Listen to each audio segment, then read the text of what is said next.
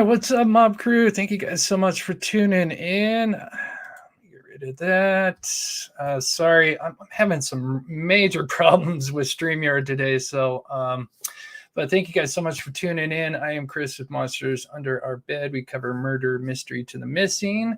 And today we got a special guest. It's Monday, so we're going to have Steve on. So I'm going to introduce him here in just a minute. But we like to always get back by featuring the missing.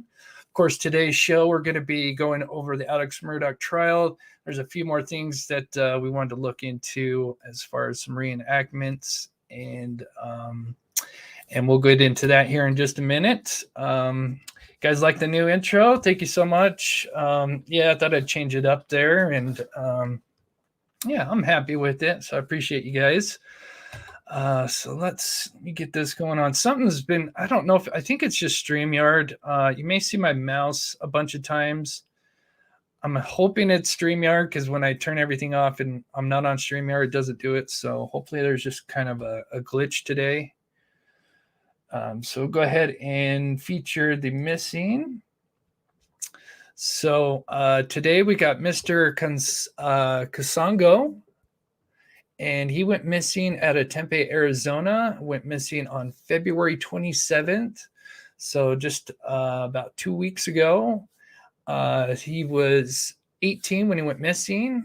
Black hair, black eyes. He is 6 foot, so he is tall, 180 pounds. It says that he may still be in the local area or may travel to Phoenix, Arizona. So if you have any information on Mr. Casongo, please call 1-480-350-8311. And then apparently I saw someone on Twitter, and I don't know if this is true, say there could be a possible sighting of Brian Fladdick Hazel. Either way, I thought I'd feature him just in case if that is true. I don't know if that is, but there has been some tweets going out saying that there's some info. I don't know what that info is, but he went missing a couple of years ago out of Orlando, Florida, November 2021. He goes by Vladik. He was last seen on body cam footage at the Foxtail Coffee on University Boulevard in Orlando, Florida on November 6th of 2021. If you have any information, please call 407-254-7000. And all right, close that. And so I'm going to go ahead and introduce my co-host for today. What's up, Steve? How you doing, buddy? I'm doing great. I'm glad you have me here today. I'm honored. As always, honored. It's likewise. I'm really excited. Just when we thought we were done and start to move on to some other cases, there was something else that you wanted to explore. I think we both wanted to kind of explore. And we'll get to that here in just a short minute. But for those that might be new to my channel or yourself, you want to give a little bit of a background about you? Sure. I'm a retired law enforcement, had 20 years service. Started off my career working in the jail, went on the road, then into investigations. During those 20 years, I had all different types of training from SWAT to becoming a state certified crime scene investigator, which helped my investigative career. And I've investigated everything from simple crimes all the way up to homicides. And after I retired, I came into the true crime world, and we've started to collaborate and team up, and I'm looking forward to our future. Yeah. Is everything checked to make your all in share? Is everything going good? Let me know, mods, how everything. Yeah, because this is weird. Like, I've never seen so many problems going on with StreamYard. Like, usually I sometimes I'll have some problems with the background, but not like this. And then you guys will notice my mouse is doing something weird. But we'll be fine. We'll still get through the show. It's just acting a little choppy. I don't know. Maybe there's just I have no idea. I don't use StreamYard unless I have a guest on, which is not that often, except for when I have you on Mondays. So just mods, let me know if there's anything that needs attention. So thank you guys so much for tuning in. We already got 600 people in here already. Really excited. So we'll kind of just start with getting into the timeline, and then we'll get into our main focus is kind of the topic of today's show is chaos versus control. And we'll kind of explain that as we go on. And then if you guys remember, if you watched the trial, there was that guy Sutton. Is it Sutton? Mike Sutton? Yes. Mike He Sutton. was one of the experts for the defense that brought up some of the Pharaoh scans and the high-tech stuff there for defense. Intelligent guy. And he's the one that brought in about the height of the shooter and certain elements into the scan and the digital information and all the technology. All right. Okay, good to see everybody. I wish I could chat everybody out. All right, so we'll go ahead and get this started because I'm sure everybody's excited to see what you got. So let me get this caught up here. And all right. And then anything you guys donate, when I have Steve on, we split 50-50 for today's show. So any donations come in, and this will go towards our trip that's coming up at the beginning of April, where we're going to be working on some cold cases. So thank you to those who donate. According to Alex, after dinner, he took a nap until a little after 9 p.m. while Paul and Maggie went to the kennels using one of the ATV. So I'm just going to jump kind of just before the shooting takes place. So that's kind of jumped right in the middle of this video. / side-by-sides. Alex's phone would mysteriously show no activity between 8:09 until 9:02, meaning he most likely shut it off just after Maggie arrived at the house, which means he was getting ready to execute his plan. Maggie, Paul, and Alex would leave for the kennels on one of the ATV / side-by-sides sometime around 8:30 p.m. Now, when I did this video, obviously we didn't know about the golf carts. I kind of assumed it was ATV or golf cart, and I kind of went with ATV. I should have probably said either or, but it sounds like most likely more the golf cart. And it's a possibility they could each took, because it looks like there's two of them plus an ATV. So it's possible there's two golf carts taken, or maybe one. Obviously, they've got a 6-seater and a 4-seater, I guess. So they could have went together, or they went first and then he took something else as well. And during this time, both Paul and Maggie would be active on their phones. While at the kennels, Paul would have a 4-minute call with his good friend Rogan, and they would talk about Rogan's dog Cash, who was at their kennels. Paul thought there was something wrong with Cash's tail and decided that he would take a video of the dog to send to Rogan. This video was taken at approximately 8:44 and 49 seconds, which is a 50-second video.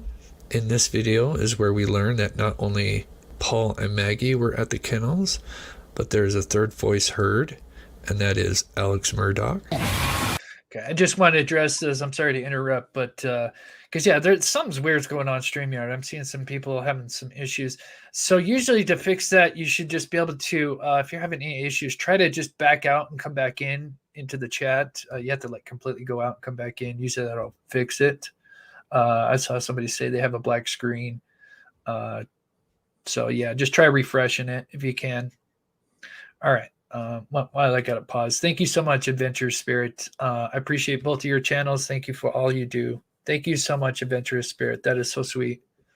Okay, let's get back to it here. Hey, he's got a bird in his mouth. Bubba. Hey, Bubba. It's a guinea. This is a chicken. Come here, Bubba. Come here, Cash. Come here, Bubba. Cash. Quit. He is clearly calling the family dog's name Bubba, who is a lab and likes to chase chickens. So although Alex told investigators that he was at home taking a nap during this time, he was clearly with the family just minutes before they were shot.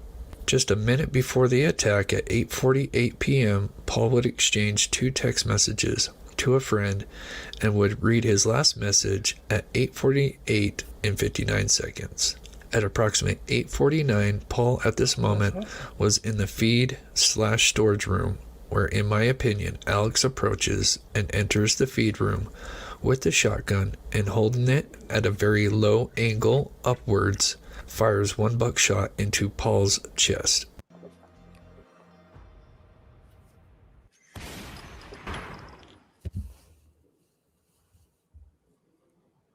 This shot was not fatal.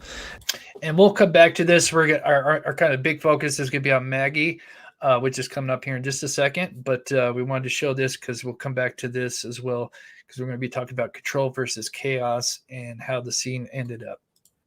Oh, and I backed it up because that play button's always right there. Never fails. Oh, okay, perfect. Come forward towards Alex, which would have caused Alex to possibly fall back just outside the feed room. And as Paul is standing in the door frame and Alex is on his back, fires a second shot, which enters Paul's left side arm. And so there was a lot of questioning about the second shot to Paul.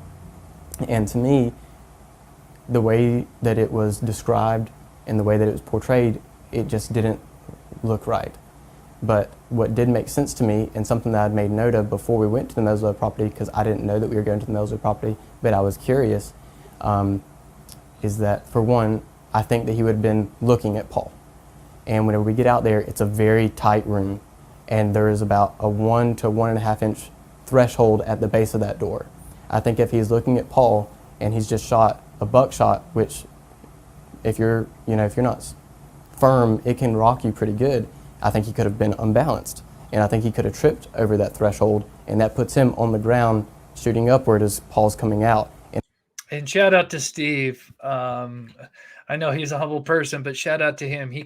We made this video weeks before, obviously there was a verdict, and you noticed that. That was one of the first things you kind of, maybe not the first thing, but that was one of the things you noticed with the feed room, is that threshold, and it came from experience. You were in a situation where you were at a house, had your gun drawn, you were just focused what was in front of you because it's intense. And you said you fell back and fell on your booty. Oh, yes. I've fallen many times in training and on the job, and it's something that happens whenever you're totally focused upon whatever adversary that's in front of you for whatever reason, and you take a step back to counter or whatever you need to do during those confrontations. It's not uncommon. It happens all the time. People falling during fights, and I believe that was the case in this encounter. Interesting. Let me grab this. Terry Ann. Hey, Chris and gang, I finally caught alive. Thank you so much for the $2. That'll go to supporting our trip. Okay. So we're getting up to Maggie here in a second, but that was really cool.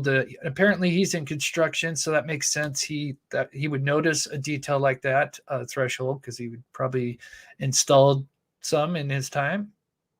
And I think that makes sense to me for the angle of the shot. But for the first time, Maggie is somewhere by the doghouse reading her last text message at 8:49 and 31 seconds.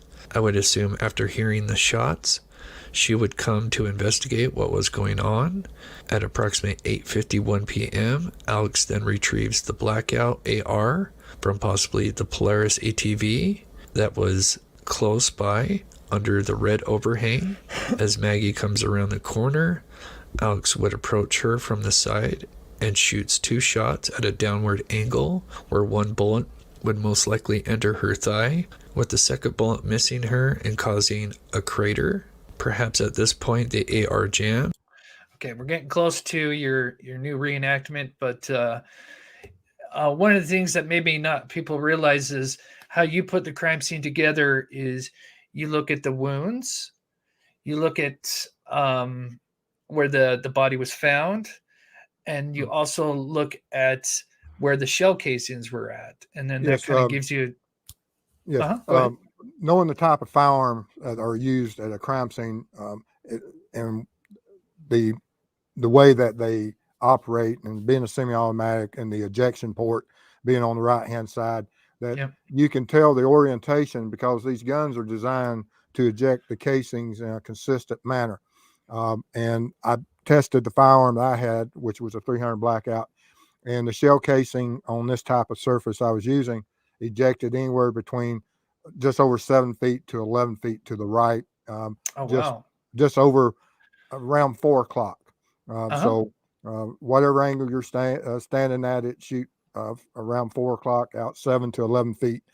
And by looking at the shell casings and knowing where there was a initial impact, it lined up with 2 of those shell casings.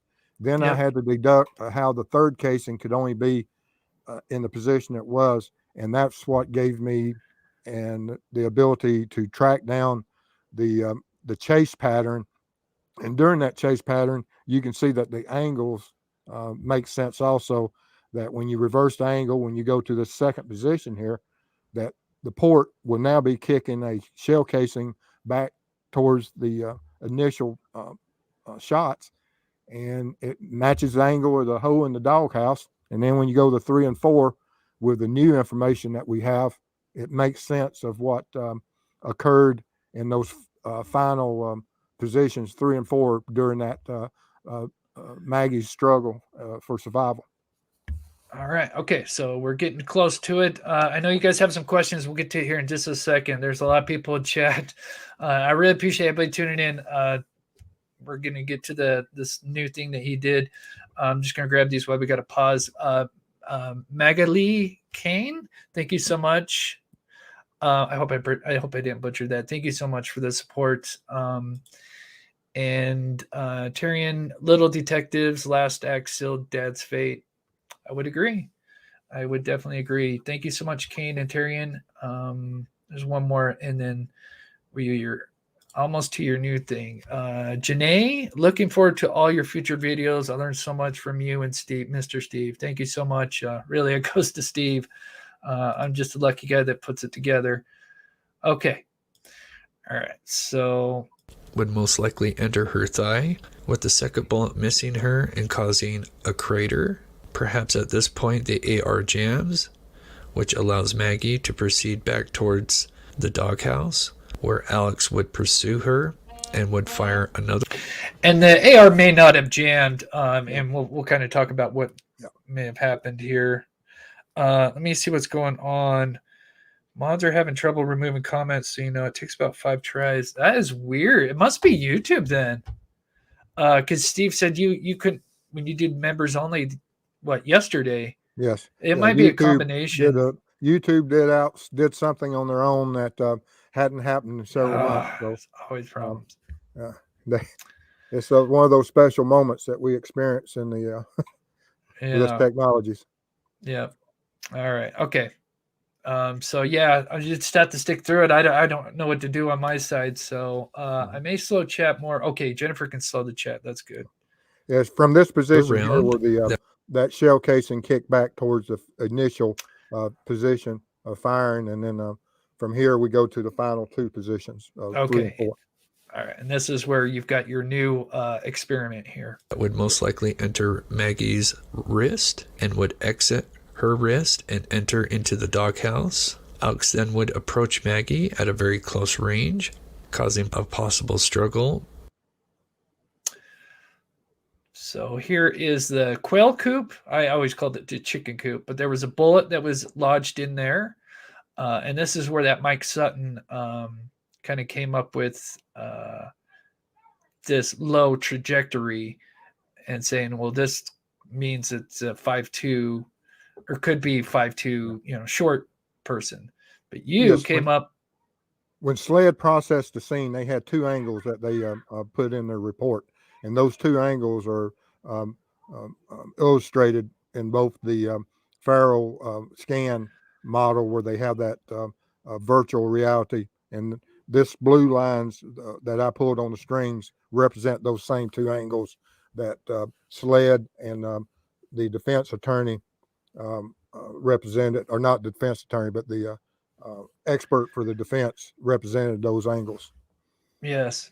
And I thought what you did here was genius when I saw it. I mean, I'm like, oh my gosh, this so makes sense, because position 3 and 4 could have been a struggle. And this is what, and right here, I think this is genius. So what the 2 lines you've got are the trajectories that go towards. Yeah, the 2 angles that they said, this is what it would be at that position.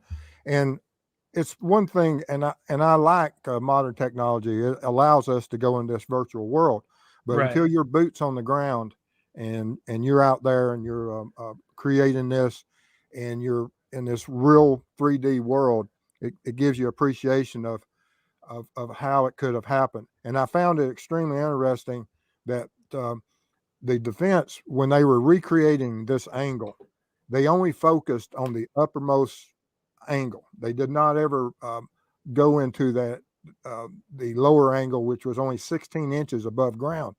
And they had to do that for the fact that any individual, if you're in the position I am on my knee, that Mhm. it doesn't matter if you're 5'2" or if you're 6'8", you can get that firearm, and that struggle will be within those parameters of these two angles. And so they left out to the they mentioned it. The expert did mention it during the trial, 16 inches, but he never focused on it for the fact that he was trying to make it that only the top blue is the one that mattered. It did not matter about the lower one that was 16 inches up. But knowing that the parameters are set, it's just as likely that gun could have been anywhere between these two angles. There's only a 9% chance over 11 inches that between these two blue lines that that weapon could have been anywhere in there. They don't know exactly. Also, although the expert, he stood by the guns that it had to be at the upper because that's all he testified toward. He never mentioned that lower possibility, and which would have had to lead to the that anyone on their knees could have been able to match those two trajectory points. Yeah, I when I saw that, he sent that to me a couple of days ago, because we were still just like I said, we're been kind of moving on to some other cases, but there was just a few things that we thought we'd finalize with this case. And since we only have you on once a week, I thought, let's do one more, at the very least do one more. And then there's a few other things that we can talk about: one shooter versus two shooters, and chaos versus control. Yes. We'll get to that here in just a minute. Plus, a little bit mixed in with the motive. If this Yes. was Alex, which he was, found guilty by a group of his peers, I believe it went down the way prosecution says. I know some people may not, but that's what I believe. Everybody's entitled to their opinions. But we'll kind of go through the arguments, because I've looked at the two shooter prospect, and there's some problems with it. We'll look at it in a bit, but also we'll look into the motive as well, and why was this the struggle, and why didn't Alex just why, in a way, like I said, I talked about it in my live show on Saturday. It's almost like he kind of, well, at least for Maggie, kind of made her suffer for a bit. Why was that? And you kind of came up with an interesting theory. It's not a new theory, but it makes sense with everything. So we'll get to it here in just a second. Kimmy Jimmy, thank you so much for the super sticker. And Tony Car 55, thank you so much for the $5 super sticker. You guys are awesome. Let me just make sure everything is going okay. Like I said, YouTube, must be something going on with YouTube again. Where the Wind Blows, great name. Thank you so much. Okay, I just want to make sure everything's going okay. Yeah, there has to be some explanation for this shot to be going off into a direction that penetrated that they didn't recover. Like the round they recovered from the doghouse only was able to penetrate one wall and stop in the bed. This round here was never recovered, which shows that it had a lot of energy when it penetrated not only the bird cage, but that back wall and then on out, because they, like I said, they never recovered that shell. So it's not a pass-through of a victim. It had full energy, terminal ballistics, and it, it's out there somewhere. Where I don't know. That makes sense. So it didn't hit her. It was a miss. And if he's that close, how could he miss? I mean, I'm sure it's not impossible, but obviously that struggle would make sense. And then obviously she'd been hit 3 times. The last 2 shots would be the one going up her breast into her head, and then of course the fatal. Well, that was fatal, but and then just to finish her off. But I still think he fired the weapon from the hip. Is it possible? Sure, sure. This is just something that explains, but I found it Yeah. extremely interesting that um, the angles could be from, like I said, the uppermost angle all the way down to 16.5 inches or 16.2 inches above ground. And for those two measurements to be there, and for the size, I'm right at 6'2", and from being on the knee, you can see I can easily cover both the full range of what the parameters of that were set by the collection of the evidence by SLED, which is what everyone's working off of. The defense, the prosecution, and us, we're working off the numbers that were collected by SLED. Yeah. A question we see a lot, and I wish you had a golf cart because I know you would test this in a heartbeat. But can you explain the pros and cons to him being in a golf cart? Would the ejections, Yes, the shell casing ejections from the position, and that's something else that says that this gun, when it was fired, that it ejects those shells a great distance, and the shell casings around Maggie were far closer to her position, which means that either the shell casings were deflected or the gun was much lower to the ground between that 24 and 16 inches or 27 and 16 inches, meaning that you're not standing as upright. And so at the lower time for the shell to eject and gravity to pull it to the ground would be shorter. And so it is reasonable that the gun was far lower than what most people envision. Right.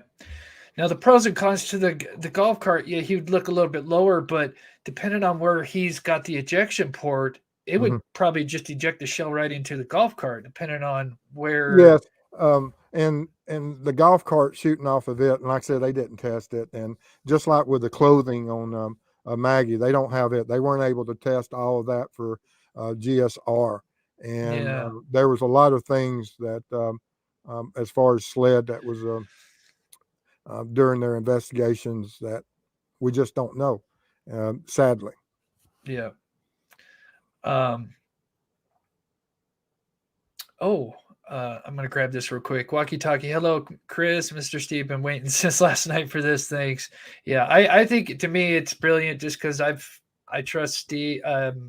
He's worked crime scenes, and everything he's done's made sense. Some of this stuff, like I said, that like the threshold is what the juror saw, and it, like I said, he's been on it. It's amazing what Steve has done. Yes, it's part of Streamlabs. Do it on other channels. Are you talking about what's been going on? Because there's something weird that's been going on. Just weird glitches. Anyway, so we'll keep playing this, and then we'll kind of get into why. Okay, let's say it was Alex. Why not just headshots? Put him out of misery. So we'll get to that here in just a minute. We finish playing this. Thank you so much, Casey, and you are so awesome. Appreciate the support. You're so sweet.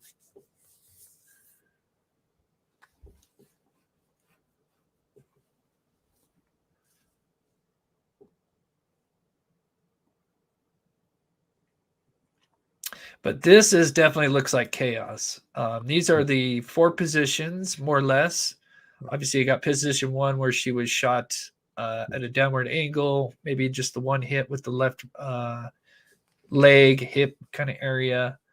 Then position 2 where he kind of stalked her, and then maybe the left wrist, which could have gone through in the doghouse. Yeah, anytime we have a struggle for survival, that it's quite frequent that people will either flee for take flight or they fight. And at some point, it appears that she did take flight for the fact that we have shell casings that are scattered over 30 plus feet. And for that to occur, that the offender had something to control the situation. But just because you have something that normally would control a person, once that survival instinct comes into play, their instincts to fight back starts bringing in the chaos that, they will fight over that gun, they will flee, they will run, and they will extend that crime scene out, which is what we see in this case, especially with Maggie. And it's just part of it. I've seen it on dozens and dozens of crime scenes of where people that they may bring something to control, but until you actually handcuff or tie someone up, tape someone up, that if they have the ability to fight or take flight, they will, once they Sure. realize that that's their only chance at survival. Sure. And so this is where we're going to get into control and chaos, and then we'll get into the motive and talk. They'll kind of be combined together, and talk about why, if it was Alex, why didn't he just put them out of their misery? Why? Like I said, with Maggie especially, all these unnecessary shots when especially with Paul. I mean, he had him pinned in a kill zone. He had nowhere to go. And I can't see a hunter botching a headshot with a shotgun when you're that many feet away. Why would you hold it down unless you're trying to make it look like what it's not? And could there also be another motive behind it? And we'll talk about that in just a second. But let me grab these real quick. Sorry, Steve. Ashley Shoemaker, 1 gallon of gas. Yeah, the way it's good. Yeah, when summer comes around, that's about what it seems like. Thank you so much, Ashley. That's so sweet. Adventures, thank you. Adventurous Spirit. That is so sweet. Thank you so much for becoming a member and supporting the channel. Let me get one. Did I get everybody's? We got a lot of people in here, 1,800 people. That's so amazing. Thank you guys so much. Okay, we're going to go through a little bit, and then I got to throw in just a quick liquid IV ad, just because I'm under contract to do. So we got control, which is kind of more Paul, but that turns into chaos real quickly. And then Maggie, I would say that's chaos. Well, as you can see, we're talking about individual that's in the middle of detoxification or withdrawal, ever how you want to address the issue. sure. That and that's part of what I believe was the motive, not only of the issues of the financial and everything coming to the head of at work, but also if he is in that day 2 of detoxification and withdrawals, that he's not, he has one thought process, and that is to feed whatever addiction that he has and whatever measure it takes. And his thought process is clouded. And not only that, his reactions and control of his muscles are also because as he testified in court, he was talking about some of that shaking leg syndrome and along that line of what happens during detoxification. Yeah. Okay, so this is what's so weird is, all right, like I said, you're Alex, you've got him pinned in there. You have him dead to rights in a tight space. Shooter has a shotgun. Why not go for the headshot? Was there some kind of information he was trying to get from him? Now we know that he had this pill habit. And I agree. What I find interesting is every time they asked him, what kind of conversations did you have that night? This is the last conversations you have with your son and wife. And the only thing he can think of is, and it's very vague at that, is Paul's health. That came up the most, but that's about it. Then it's we drove and drove. And we ate. Can't remember what we talked about at dinner, other than the father and his mother. I think it was his father. I think those were the two things that came up. Mainly Papa's health, and then I think a little bit about his father. But it was very vague, and it just makes me wonder: was there an argument? Did Papa, the little detective, which is interesting that he said little detective in the interview, and was that because we know he had found his pills before? Were they trying to help him, and they took his pills and they decided to hide them? Just a theory, not saying that's what happened, but it seems like this is almost like they're trying, the way they were shot, it's almost like he was trying, especially with Maggie, which we'll get into, is trying to get information from them. I agree. I mean, you know, as an experienced hunter myself and the training I've had in my law enforcement career, if you're there committing the sole purpose of a homicide, with this hunter's ability and with the choices of firearms that he has at his disposal, that it, you know, it's not that the first choice is homicide. It's more of a that I want something from you, and you're going to tell me that information. And the only information that we possibly could have at this moment would be that his where are my pills for his addiction, because he's in withdrawal. He says that he's detoxing, and on the, you know, of course, though he is a liar, but the day before he talked about being at the motel room detoxing, and now we're in day 2, and so I tend to agree with the prosecution when they are talking about that process of detoxing. Yeah. So, yeah. So was the shooter going to interrogate Paul, but fall because, and he fell after the first shot, and then that just kind of went to bonkers. And then, Yep. of course, Paul's going to try to escape, and now you've already shot him. Yep. And then so he's trying to get out, and Domino unfortunately- effect. We've yeah, all domino. seen it, you know. Yeah. One step leads to another. When it starts going bad, it escalates into something far worse than what anyone would ever realize. Yeah, it could have been the first shot being almost like an accident. Like, you know, he's like, you know, I want my pills. Maybe pulled the shotgun. Maybe it was just trying to be a little threatening. And then it just went to hell in a handbasket. So many, you know, theories, of course. But with Maggie, this is what's strange. And then we'll also move into one shooter versus two shooters. But with Maggie, okay, Paul is now sadly deceased. Maggie hears the commotion. She comes running.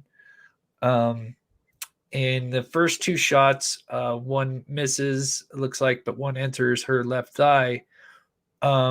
Clearly, if you've got a gun, once again, you've got the gun. They're not armed. Why aren't you, you know, going for a headshot? Just put them out of their misery. Mhm. Why would you shoot low? Yeah. Like, why would you shoot Yeah. low, angled Yeah, down? and yeah, it's Go a ahead. process that once you commit, and if you did commit a homicide, no longer can you extract any information. The only way you can extract information is be able to interview them, and you know, the detox that started the day before. You know, he wasn't at Maggie and them was at the ball game. He was at the motel room, and they had thrown him out of the motel because of his, as they stated that he testified in court, that Yep. he didn't accompany them to the ball game because he was detoxing at the motel, and they actually threw him out. And so now we're looking at day 2 of that, and I can see where his addiction would cloud a lot of his thought processes and abilities. Yeah. Yeah, I'm not sure. Buster. Well, we're definitely going to talk about Buster because there's some misinformation, and I even got it wrong. I thought this, the thing that led to open up Stephen Smith was the investigation at Moselle property, but there was actually a statement that was put out by an attorney or something saying that is actually not true. So and we'll look at that towards the end of the show, but that really surprised me. The case is reopened, but and they even say that I guess none of the Murdaughs are under, the remaining Murdaughs are not under the crosshairs, is what they say. But we'll look at that. We'll save that for the end. Okay, so let me get caught up in chat here. Woo. Thank you so much, Tanya, for the super sticker. Yeah, we've got 2,200 people in here, and I'm sorry if I missed a super chat. You guys are so awesome. And if you missed it, we'll kind of recap. We always like to recap, and we'll try to get through a couple questions. But so those first 2 shots to Maggie, they're angled down, almost like he's trying to shoot. You know, like you shoot at people's feet, like, hey, you know, Yeah. stop. You know, where's, you know, could it be he's trying to maybe Maggie is the one that maybe he thinks they were both in on it with hiding the pills. And Maggie did have those footprints over, and we'll look at those for a minute. Now I know we kind of went over this. Maybe we'll come back to this. Yeah, we'll come back to this. But yeah, her footprints, which were found over this red overhang, which is kind of where it seems like she was kind of at. I'm sorry for my mouse. I'm trying to circle over. This is so weird, but could she have hid the pills over there in any way with the different positions that she was shot at, and then the struggle at the end? Was that him trying to get information out of Maggie as to where his pills were at? Yeah, I mean, the confrontation. There's so many different ways of what could have been happening. He could have been telling Maggie, "Go get my pills," while he's holding Paul at gunpoint, and that may be how come she went over to the other building. We just don't know all the variables that's there. That she could have run over there saying, "I'll get the pills. I'll get the pills," and during that, the struggle ensued with Paul, and the gunfire occurred, and the homicide occurred. And then, of course, Maggie comes back, and that struggle for survival starts. Right. Okay, but yeah, it's definitely a possibility that they talked about the financial, and that kind of makes more sense with Paul, but with Maggie, and it could be Maggie was just collateral. I think either way around, it almost probably was in some sense. But then again, if it was the pills, like I said, it just doesn't make sense why he just would, especially with Maggie, let her suffer. Unless he, like you said, this seems more like an interrogation. You're trying to get information. You're not shooting fatal shots in the beginning because you're trying to get some kind of information out of them. And to me, that makes sense, especially those first two shots. They're angled down. But like I said, when you see me here raising the firearm between those 2 points, and the mannequin's sleeves are fitting those angles, it just seems something that's natural. That is the simplest explanation for that one shot that went, not all the shots, but that one shot that during that struggle, then we break away, that the gun went off, and then we have to get away from her. She may be kicking him or otherwise. And so he backs away, she rolls over, and those final shots are administered. Sure. So now kind of moving over to, let me grab this real quick. I'm going to go ahead and I'm going to refresh this real quick. So I'm going to go ahead and play my ad. I'm going to refresh and see if because my mouse is doing a funky thing. I'm going to refresh. So I'm going to quickly just play. It's just a 40-second ad for Liquid IV that I'm sponsored by. So I'm going to quickly play that real quick while I fix this. The Mob Crew, how would you like to feel better about what you put into your body? This all-new product called Liquid IV is taking hydration to the next level.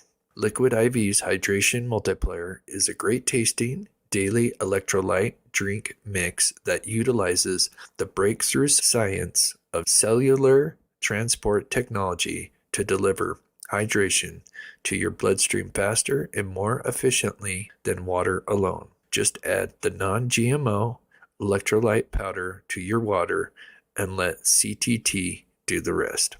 It comes in tons of different flavors like strawberry, grape, lemon, lime, and much more. Just add the powder to water and get the hydration your body deserves. They have powder for energy, hydration, and even one to help you sleep better. If you'd like to learn more or purchase some, go to this link down in the description of this video. And if you use the code THEMOBCREW during your checkout, you can save up to 20% on your next order. Hydrate now with Liquid IV. Thank you. Okay, hopefully that'll fix it. Thank you guys for the patience on that. Like I said, if you're just tuning in, there's something weird going on. I think it's more on YouTube's end since we're connected to YouTube when we're doing this, and there's just been some weird bugs. So now we're going to get into control versus chaos, and then one shooter versus two shooters, and kind of go through your experience. Ashley Shoemaker, I saw your one donation that said here's for a gallon of gas. I did get that. If I missed the other one, if there was another one, my apologies. I can't see it. Nancy Webb, thank you so much for the super sticker. That's so sweet. Everything that comes in, we're splitting 50-50 with Steve because he's done an amazing job with this case. And we are going to be doing a vote on my channel to see what case, like the Lori Vello, Chad Daybell case, what's the next case you would like to see Steve do some reenactments for. So we'll be doing that poll here in a little bit in my community page. Okay, so thank you so much, Nancy. So chaos versus control. So chaos, you would see victims where they're in a position of flight or fight, disorganized, and control would be victims are tied up and more organized. What? Yeah, I agree. They're, like I said, though, the organized offender will absolutely bring in their normal life habits. You can't take a totally disorganized individual and have any type of organized crime scene, unless there's someone there that has those abilities. Whereas you can take an organized offender, and in his crime scene, it may start off as organized where there is control just from the mere presence or threats of a firearm. But if he doesn't have the absolute control, such as a victim tied up, you'll see it evolve into chaos, because once the victims realize that there's no chance of survival without some type of reaction from their part, and then they start putting their struggles into the formula, then you'll start seeing that chaos, even from the most organized process that the offender had, because now he doesn't have total control, because his threats mean nothing anymore if they're not restrained. Yeah. Yes, Lena, as a matter of fact, she's in my intro now. I put Summer Wells in there and haven't forgotten about her. Of course, we can only do so many cases at once, but of course that's a case that's always going to be on my mind, and I'm sure Steve's. We have to do baby steps as we move into the cold case genre, but yeah, that's definitely a case that weighs heavy. Her middle name is Utah, and I think it's Utah. And of course, yeah, that's born and raised here in Utah. Anyway, but yeah, Summer Wells, that's a case I've covered and have a lot of, would love to help find her. Okay, so crime scene, to sled ages, it felt like this crime scene was staged. When you see a crime scene that is staged, does that point more towards an outsider or somebody that's close to the victims? Or is that kind of... Well, the main purpose that if you're an outsider and have no link to the crime, there's no need to redirect the crime to any other individual. You're unknown.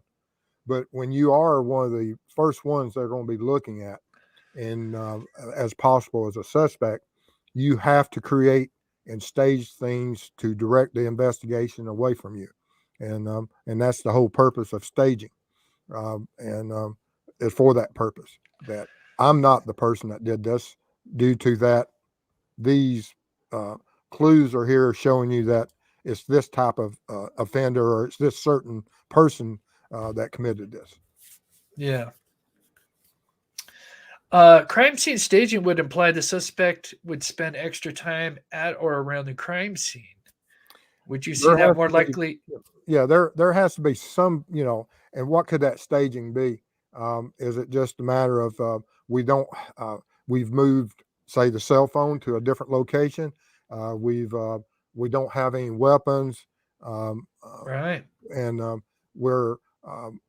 our clothing has been changed. We are clean versus what we looked like an hour and a half prior to. I mean, if Alex was still in the same clothing as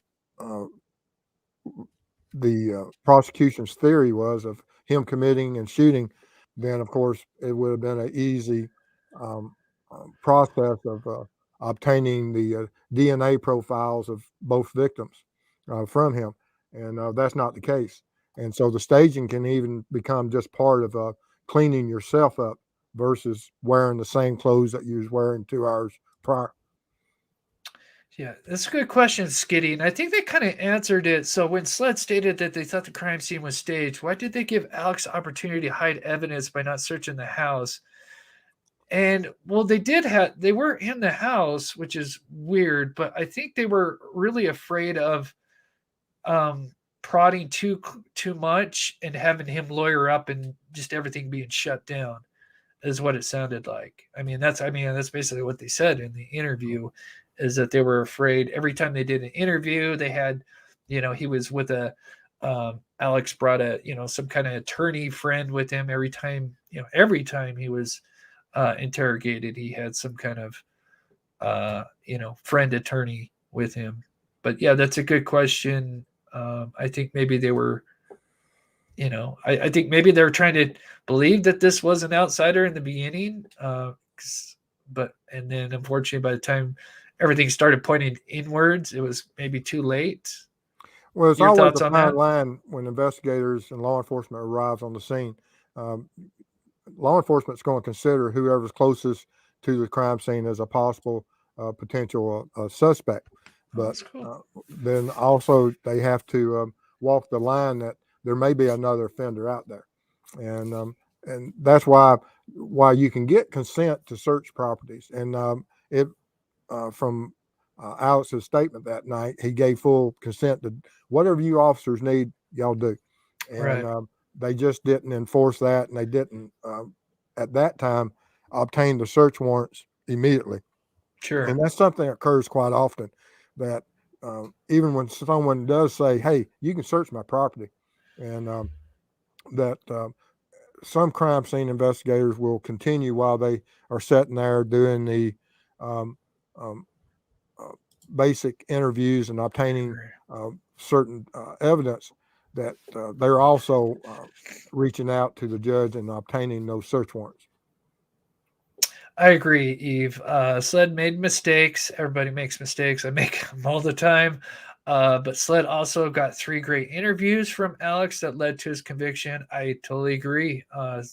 He had to backtrack on everything that was said in his interview. I mean, we made videos off of all these lies that he told, that he, before the 911 call, he checked on both bodies. If you guys have been following this channel, we did that. There's no way 17 seconds he can check on 2 bodies. Then now he changes his story to where, he quickly checked on him for a second, then he called, and now he's checking on him. But there's a problem with that. If you see my other video, because it's really hard to find. I mean, it's out there, but there's the full 911 call is over 10 minutes. There's a lot of like 4 and 5 minutes that are on YouTube. They're shortened down, I think, because there's some swearing in it, and, well, not major bad words, but anyway, for whatever reason, there's just shortened ones. Anyway, if you listen to the first minute, a little over a minute, there's no barking, and then there's the echo on top of that, which means it's the echo coming from his receiver and his phone. So his story about checking on the bodies for a quick second, then running, calling 911, and then he runs back out is not true. He's sitting in the car for at least over a minute. So, I mean, and then how are you checking these bodies that are just covered in blood and even admits to getting bloody fingertips, and you got a phone in one hand, you got your hands, and you got bloody finger hands? How's that not getting over your phone? It just, there's so many holes in it, in my opinion. Okay. So let's just kind of look at the 2-shooter theory. And I wonder if I should start this way first. Okay, so if you look at it, this area, the views that you got to think, okay, for 2 shooters to sneak in, 1 or 2, don't matter. They've got to get past Paul. They got to get past all those dogs. And in my opinion, there's probably most likely Bubba running around, at least maybe 1 dog running around. and you have Maggie and Paul kind of, at the very least, we know they're split up somehow. I mean, we don't know exactly where Maggie was at, but if you look, there's only one real main possible angle that these intruders could have came from is where I have the red line. I'm sorry about my mouse. Like I said, this is something StreamYard YouTube thing is going on. So my apologies, but where you see the red line, that is really the only logical way to sneak onto the property. Everything else where I have the green line, they have this whole wide area to see them coming from, not miles away, but many, many feet away. And you got to think, are they going to be able to not only sneak and get too close to them, but before they get to them, they're going to go and sneak and steal their weapons before before Maggie or Paul ever sees them. I could get kind of Paul because maybe he's in the feed room busy, but you've got the dogs. They would of course go nuts. You got Maggie who's wandering around in this area, which she's got complete, view of everything. In my opinion, how are they getting on there without being seen? Well, and that's part of it. Is there has to be some type of conspiracy to know that if you had two outside intruders coming, they would have brought their own weapons. They wouldn't rely upon, well, when we get there, there'll be guns there. Unless someone there was part of the conspiracy. But still, it's very complicated. And going into and creating complications is something that a lot of people like to create. But typically, that is not the case. It's usually very simple. And if it was intruders and they were there for robbery, we don't have any evidence of any robbery. The only thing that we have taken from the scene that is missing is two guns. And they're sitting there looking across at 1,000 yards at a gun room and a house that has thousands and thousands of dollars worth of items in it, that if they were there for a robbery, they most certainly could have done so. And another thing, if you're an outsider, you got it. Obviously, if you're doing this in retaliation for maybe Mallory Beach or whatever, I'm assuming most people from that area know the Murdaughs and probably know that they're hunters and that they're heavily armed. And to think, if these people, vigilantes as they call them, would be able to sneak on the property and get past, a kennel full of dogs, Paul and Maggie, and then get to their weapons. And then, okay, so Paul is most likely shot first. So you've got him dead to rights, but you don't go for a headshot. You botch it by doing some weird angled low shot. You got him dead to rights in the feed room. If you're, a hired hitman or whatever, and you botch the first shot with the shotgun from a couple feet away. No, that's nothing. Yeah. It's just illogical that they're, and I agree that the person that committed this was searching for answers. And the only way you can do that is prolong the time before the homicide occurs. And you extract information through pain and control. Yeah. And I respect everybody's opinion. Like I said, I've tried to look at it at other angles, and we've even discussed about trying to do other things, but there's just nothing that's really. Oh yeah, this is just my opinion. I mean, Oh yeah. Everything's opinion on just based around what we know. But the other thing is, okay, so just thinking about the two-shooter theory. So obviously you've got one shooter who's close to Paul. I'm assuming the other shooter, obviously they'd have to get their weapons because their weapons were used on them. So the other shooter would have to be somewhere near the red overhang, because I'm assuming that's that or by where this car is. That's where I kind of put him somewhere, because the golf cart or the ATV, wherever the guns were at, would have been close by. You've got Maggie, who's probably somewhere outside the two shooters, if there was two shooters. She could go towards the gray-white overhang, which has got shelter, and clearly she has a phone in her hand. She just looked at a text message. Why wouldn't she go, quickly dial 911 and then go run towards your baby? I mean, The reason is it was over so quick. And as we did that one control test of, I'm right at 60 years old, and I was still able to take all 8 shots, the 2 shots at Paul, go to the ground, get up, and complete the all the positions and fire all the shots in just around 20-something seconds. And I was only running probably 70% speed.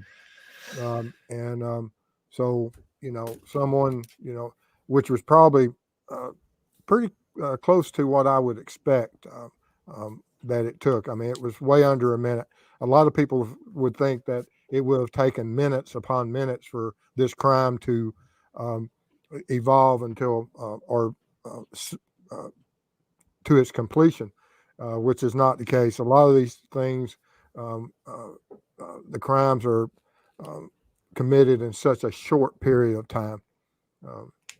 Yeah. Let me grab these. I'm sorry, I got to get caught up. We got so many people in chat. Thank you guys so much. Please consider taking it to the Mia Millette case. It sounds familiar. I wrote it down, so I will. No promises though, but I did write it down. And thank you so much, latest Grace. Let me get caught up in the chat here. I'm way behind here. I'm sorry, guys. There's so many.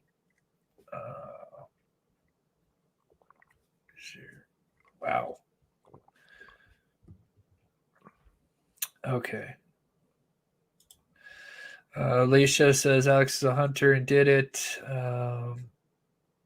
Yeah, I believe that struggle occurred for that one wild shot. There's those angles by coincidence of being well within the grasp and of a mannequin of what I had to try to show with my control test, that from that mannequin's position and those arms, when I tied them to the firearm, that it was easy for a person that even if they didn't come off the ground and raise up towards the firearm, that they still could hit either the 16.5 or the 27-inch mark easily from a back position.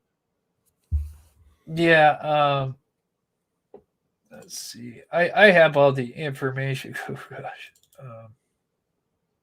Yeah, Maggie read her last message, and unless you're just saying somebody else read her message, but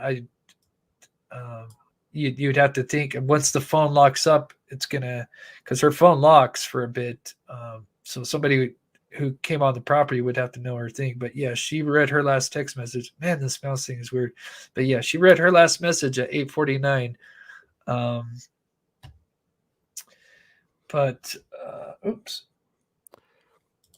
close that here. God, that's such a bummer. This is happening with StreamYard. But and one thing we have to look at, a lot of things, just as I saw Rochelle, that a lot of people are saying they're glad that this trial is over. We hadn't even got to the appeal process. Oh, sure. And there's nothing guaranteed about this first trial standing. For the fact that we have the grand jury issues, which are going to be huge. And can they possibly be another trial? Absolutely.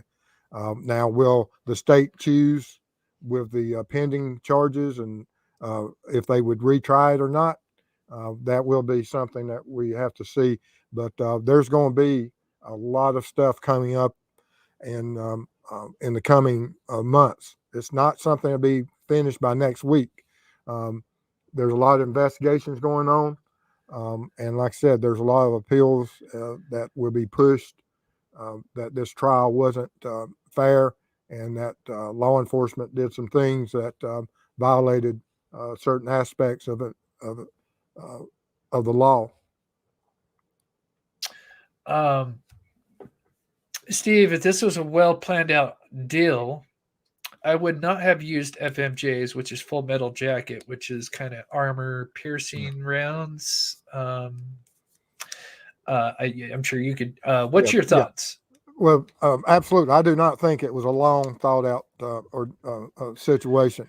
That it was something that probably developed in the last 48 hours from the time that he was,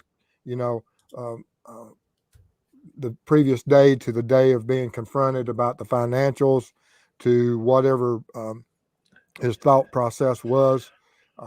Was there any type of marital issues? We don't know, although it's been hinted at. And the Yeah. financial crimes and the drug addictions. I believe it was just a perfect storm of everything coming together. And he wanted to feed that demon of his addiction, and he wanted answers, and they weren't met, and he acted out. Pat, do you think Am's brother had something to do with it? Maybe it was the brother who was in the window. Am. Maybe you didn't finish your message. John Marvin, I definitely not at the scene. I don't. Obviously, I'm sure they know where everybody was at as far as family members. You got to think about that. I'm sure they have all the records. I'm sure those guys came forward. They know Buster was with his girlfriend. He's got, as far as close members. Now, the cleaning up, I wouldn't be surprised. Maybe John Marvin. John Marvin gives me like he's a dedicated family member, and wouldn't surprise me if he helped. But I don't know that. That was just purely speculation. But I don't think there was anybody else there except Alex, the three of them. In my opinion. So Maggie had the other gun. Now the guns would have probably been, so they usually would keep the guns like on like the golf cart or in the back of the Polaris or something like that, because they go and they'd be hunting. Paul, it's basically Paul. Paul's the one that usually kept the guns close to him. So whatever he drove out there, so if he had the golf cart, I'm assuming maybe he had his shotgun, and they were out there previous, so that stuff could have been just sitting nearby when Alex and Paul were out there. Gosh, Alex could have probably, now that I think about it, when they were both driving around before Maggie got home, maybe Alex was setting up, at least had the blackout set up somewhere. And Paul had, always had his shotgun close to him, and Alex could have set something up, beforehand. Yeah, I mean, we don't know, but so here's the Stephen Smith update real quick. And then for those that might have missed the first part, we'll recap everything and then see if we can get a couple of questions on.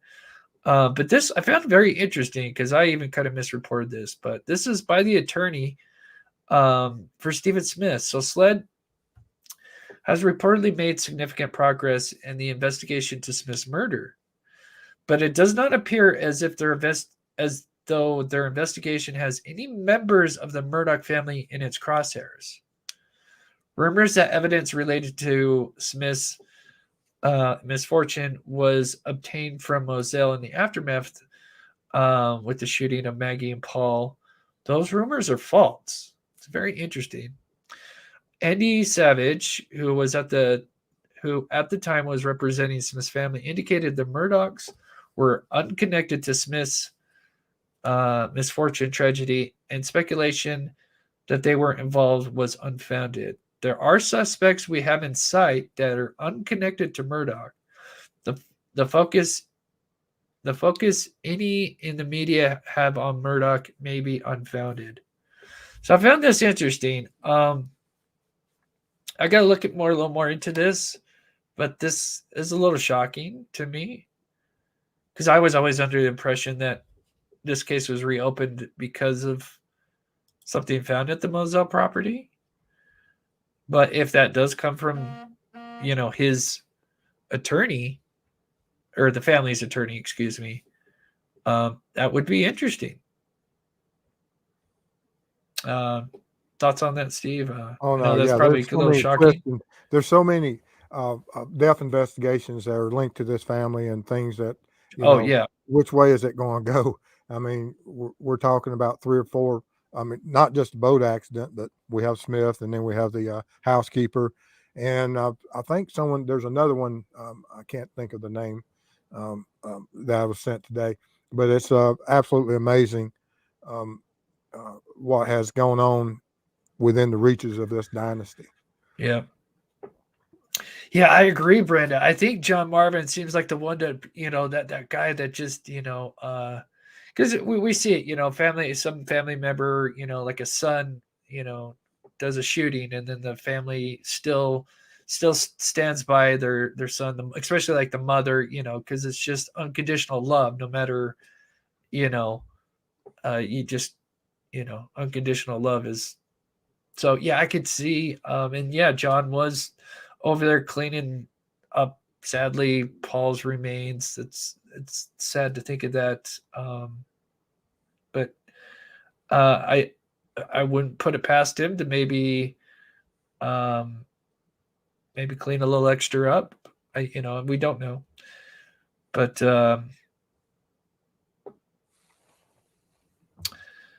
so where did I want? Okay, I wanted to recap. While I get that, is there anything you want to add in while I get the recap going? Oh no, go ahead. Okay.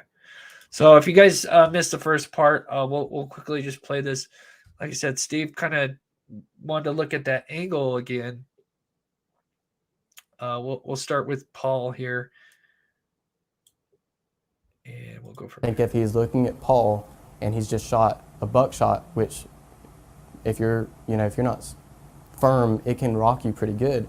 I think he could have been unbalanced, and I think he could have tripped over that threshold, and that puts him on the ground shooting upward as Paul's coming out. And I think that makes sense to me for the angle of the shot. But for the first time, Maggie is somewhere by the doghouse reading her last text message at 8:49 and 31 seconds.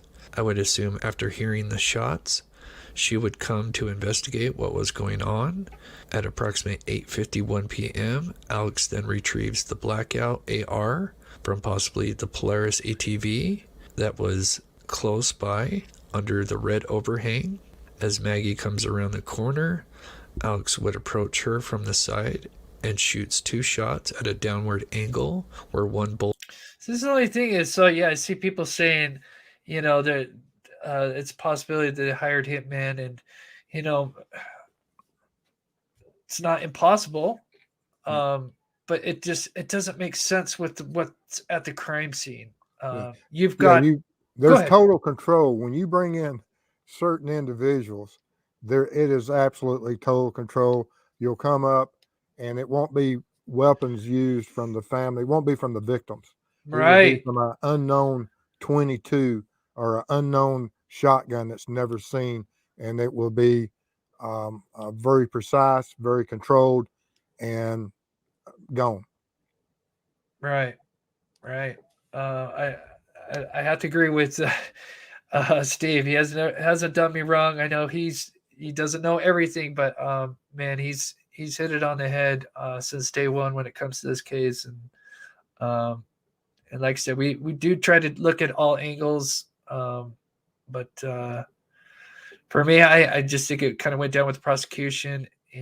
But here, just in case. Oh, I'm sorry. I meant to play this. Would most likely enter her thigh, with the second bullet missing her and causing a crater. Perhaps at this point the AR jams, which allows Maggie to proceed back towards the doghouse, where Alex would pursue her and would fire another round that would most likely enter Maggie's wrist and would exit her wrist and enter into the doghouse. Alex then would approach Maggie at a very close range, causing a possible struggle. And so there's the quail coop, which had the bullet in it. They never recovered, and it had kind of an odd upward trajectory that kind of suggests that it came from a very low trajectory in the shooter. But when he did this, like I said, it gave me goosebumps when I saw this because, and one thing I forgot to add on, because now what you have with these ropes or strings with the tape on them is what Mike Sutton, the defense, said between 12 and I'll pull up the thing here in just a second. 16.2 inches and 27.6 inches above ground are those 2 lines that you see in this image from his scan that he did.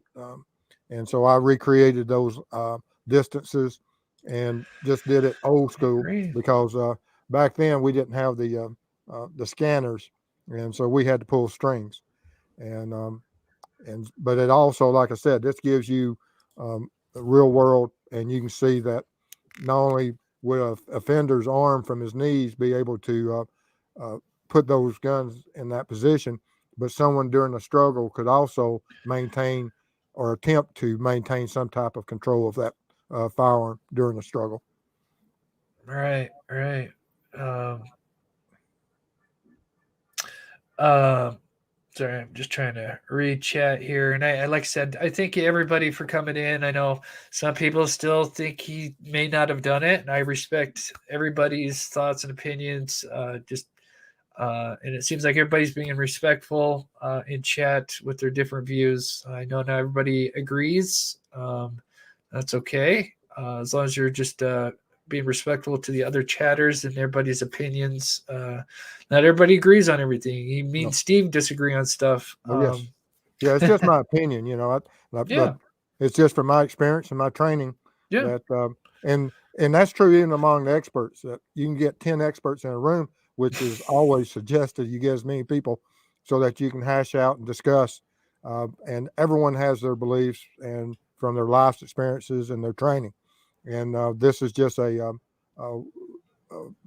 from my standpoint, of one of the possibilities. Right. And like I said, been covering this case, and then it's just something that hasn't been addressed with that with that specific thing. And I'm going to pull him up right here, but he's the one that kind of suggested this as Creighton Waters would say this 5'2" shooters. But he had the trajectory right, but the rebuttal witness obviously said there's so many more other variables, like what you just added in, which could be a struggle. Alex could have straddled her. He's trying to get some kind of information out of her, and that makes sense to me. The truth is somewhere between everybody's arguments. That's where the truth lies. Yeah. Let's see.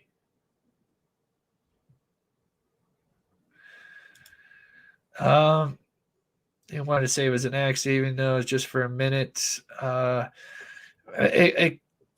knows? It could have been Alana. He botched it and went from that. It could have started off at, yes, that might have been a possibility. Yeah. But the second that shot I could see. or the first failure shot to complete the task meant that we had to have a follow-up shot, and then the domino effect kept going downhill. Yeah. And I think holding that gun low and not having that not being able to control that recoil properly and holding it way down low, being a 6'1" guy, that rocked him. That threshold's right there. And then whoops. And then it's whatever plan he was trying to do went out the window. That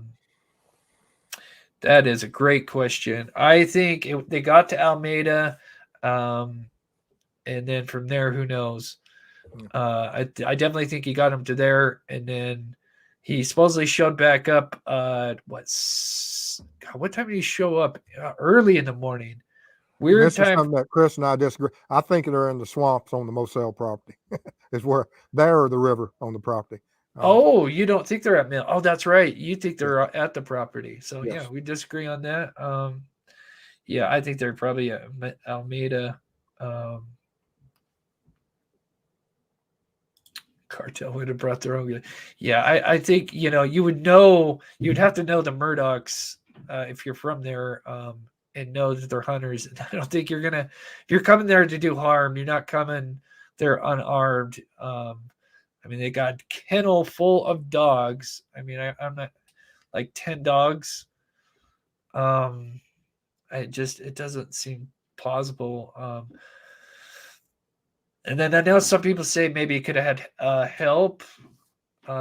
Maybe, but there's no sign of control. That's where the control versus chaos comes in. If there was two shooters, would the other shooter allow Maggie to be running around like that? I'm not saying it's not impossible. No, if it's like I said, that's not something that two outsider hired hitmen would allow. It would have been over, and you wouldn't see the chaos. Right. So we'll see if we can snag a couple questions. Gosh, it went by so fast. Please, if you can, leave a like. It's free. It helps this channel. For those that are kind of newer to the channel, we'll still be covering crime, but come the end of the month or 1st of April, this is a channel we try to get back as much as we can. I feature the missing on every show that I do. We featured over 1,000 missing people over the year and a half that I've been doing this. I do take requests. If you got a friend or family member that just went missing and they need the exposure, email me.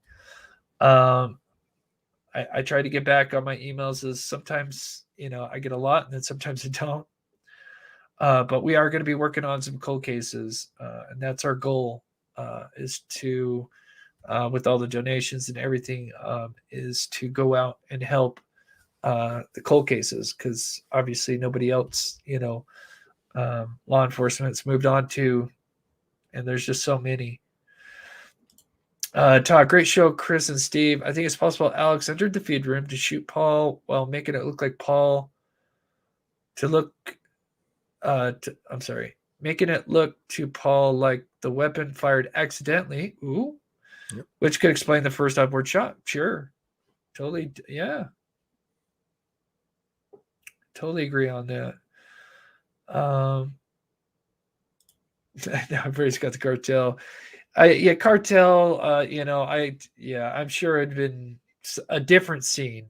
That's for sure. I think it would definitely look different.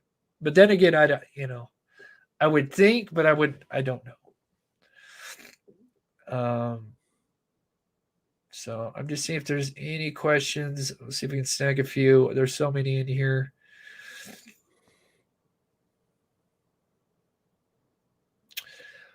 They had quite a few. I don't know. 10 might be stretching it. I know they had 12 kennels.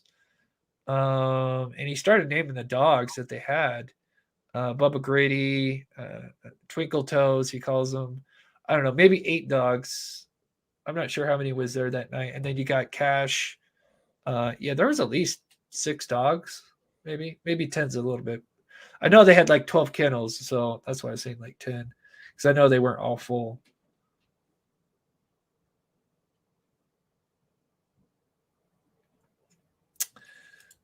Is John knows where the gun? Yeah, maybe. I wouldn't put it past him if he maybe cleaned up a little bit. Oh, thank you so much, Casey. You're so awesome. Love you, Tina. You're awesome. Just looking for a couple questions before we end the show. Next show would be Wednesday, and then we'll be doing a poll maybe tomorrow. And some of the big cases we're thinking is Lori Vallow and Chad Daybell, just because we're trying to line it up with the court, with cases that have court coming up, and Lori Vallow obviously and Chad Daybell have their court.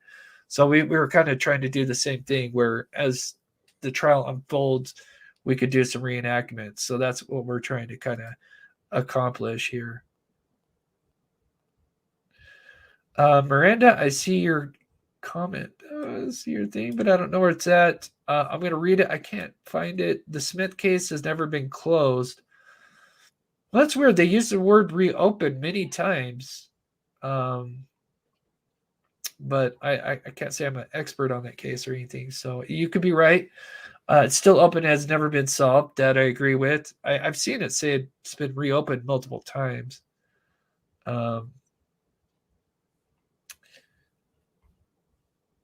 I can't find your comment, but thank you, Miranda Lee. Oh,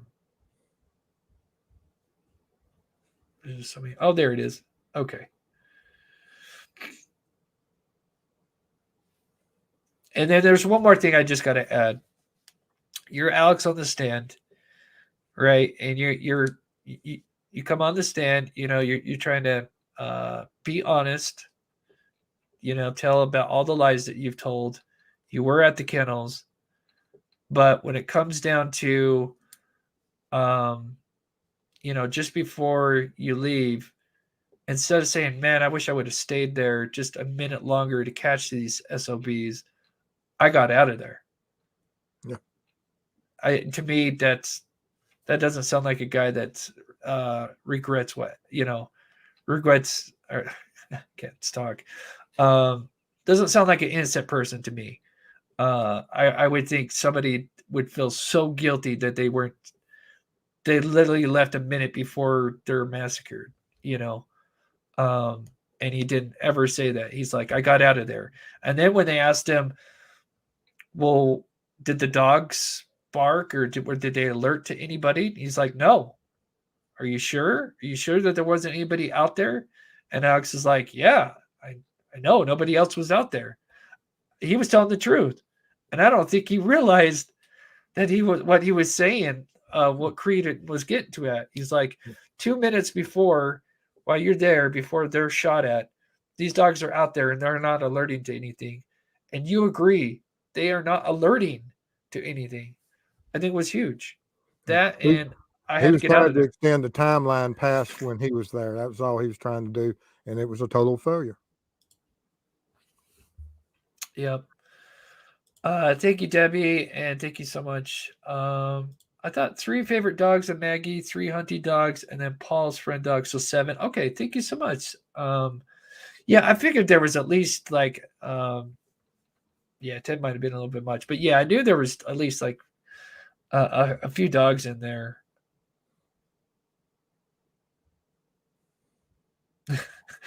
This entire family makes mine look like the Brady Bunch. I mean, it's sad to say, but it's just a crazy case, crazy, wild situation. Thank you so much, Angel. And I'm sorry, I try to get to everybody's. I try to pick even comments. Get to at least everybody's comment at least once, but there's so many in here I can't.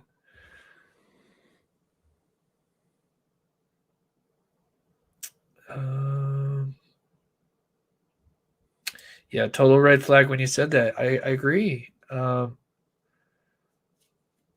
Where's the guns? Where's the clothes? That's a big question. That is a big question. Okay, I'm gonna finish this up. I definitely want to hear more about the Valo and Daybell. Oh, Lori Valo looks scary, evil. Yeah, she's a very, very manipulative. And yeah, what an odd case. But we will be covering that. Thank you, Jennifer. Thank you to all the mods. I know when it's crazy like this, it's got to be hard for the mods, especially it sounds like there's been some issues. So thank you, Karen, Jennifer, Dee, Molly, everybody that's in here. And I got that. Okay. Just like Delphi, the suspect didn't realize he was giving himself away by stating that no one else was out there. Ooh. That's true. That's true. For those that know Delphi and what he said, that is a great thing. We don't know exact time of death. I love you, man, but you're buying into what they say means nothing. Now I say speculation when it comes. Now I agree we don't know exactly what time they went down, but there's too many variables that got to go in where Alex happens just to be leaving when they're going to be murdered right in that window. Still, I mean, how are they getting onto the property? Like I said, there's just so many. I agree with the 849 prosecution. It's to me, and then what Steve's lined up. I agree with that. It's too bad that they didn't do a further testing on the body temperature, the whole armpit thing versus. Yeah. I think that would have definitely helped close some gaps on maybe some people that might be on the fence because of that. Well, we have I don't even think if they had the body temps that they would get the narrow frame of time exact than what it is now for the movements of the digital footprint from the cell tower information, because that locks it down to such a narrow time frame that even with the body temps and food digestion, that they would have never narrowed it any further than what it is now. Yeah.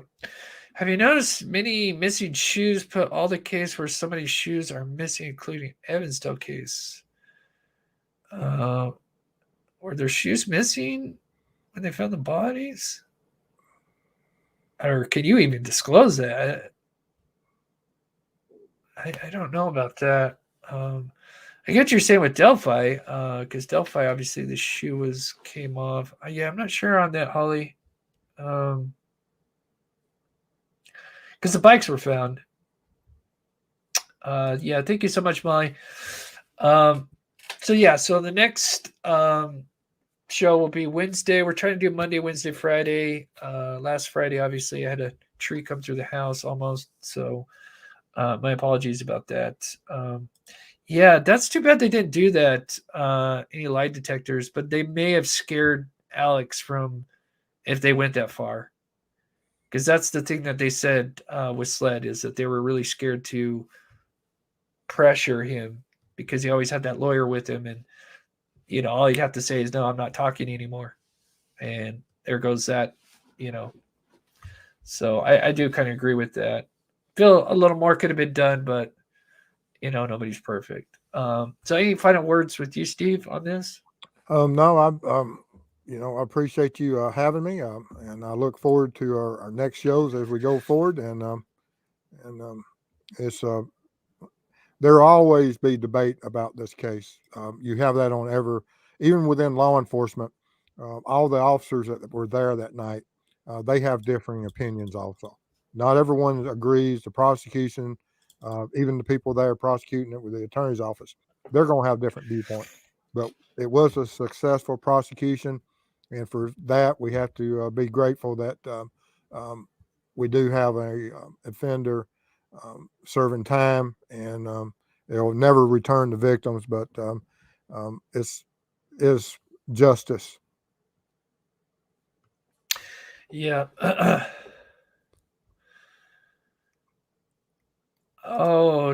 Debbie, need a cheaper member level. I have the cheapest it'll go. I'm sorry, Debbie. I think I have the cheapest, which is $2 or $3 on YouTube's end. That's the cheapest, I think, right? I'll have to look and I'll see if I can open up a cheaper one. I think I've got. I know I would have set the cheapest and then went from there. So I have a Patreon page, which I think you can pledge and do different levels. So if you want to look into Patreon, Debbie, I do have Patreon, and shout out to Copper Horse, and it's me, Michelle, and I've got one more. I'm sorry, I can't think of her name. That just started with my Patreon, and of course I'll have content for them as well on both sides. So thank you, Mike and Marge. I'm going to go ahead and get the outro ready. Steve, amazing job, buddy. And Thank you. That's so cool that you get your hands dirty doing this for us. And just absolutely amazing. Did you donate $1.99? That's just weird. I think she may be stating that may be the cheapest rate. I'll look into it. Maybe I can, because maybe they changed it. Yeah, because I know I set mine at the lowest, but they may have changed it. So I'll look into it.